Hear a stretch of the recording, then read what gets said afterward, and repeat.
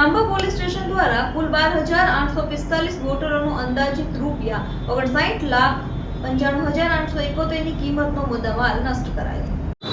Khambha police station વિસ્તારમાંથી પકડાયેલ વિદેશી દારૂ પર બુલડોઝર ચલાવી નાશ કરાયો હતો. આ કાર્યવાહી દરમિયાન કુલ 12,845 બોટલોનો જથ્થો અંદાજિત રૂપિયા 59,95,871 ની કિંમતનો મુદ્દામાલ નષ્ટ કરવામાં આવ્યો હતો.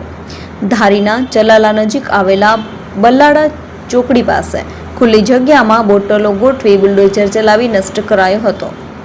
ધારી ડિવિઝનના એએસપી જયવીર ગઢવી, એસડીએમ જાડેજા, નશાબંધી અધિકારી સહિત સ્ટાફગણ હાજર રહ્યા હતા. આજ રોજ ધારી ડિવિઝનના ખાંભા પોલીસ સ્ટેશનના જે પ્રોહિબિશનનો મુદ્દામાલ છે એની નાશની કામગીરી રાખવામાં આવેલી છે, જેનામાં માનનીય એસડીએમ ધારી સાહેબ, ખાંભા પીઆઈ અને જે પ્રોહિબિશન અધિકારીઓ છે હાજર રહેલા છે. આજ રોજ કુલ જે નાશપાત્ર બોટલો છે એ 17 ગુનાની 12,845 છે, જેની કુલ મુદ્દામાલની કિંમત 59,95,371 છે. દરેક અધિકારીઓની ઉપસ્થિતિમાં આજે છે બધી બોટલોનો એનું નિકાલ કરવામાં આવેલું છે.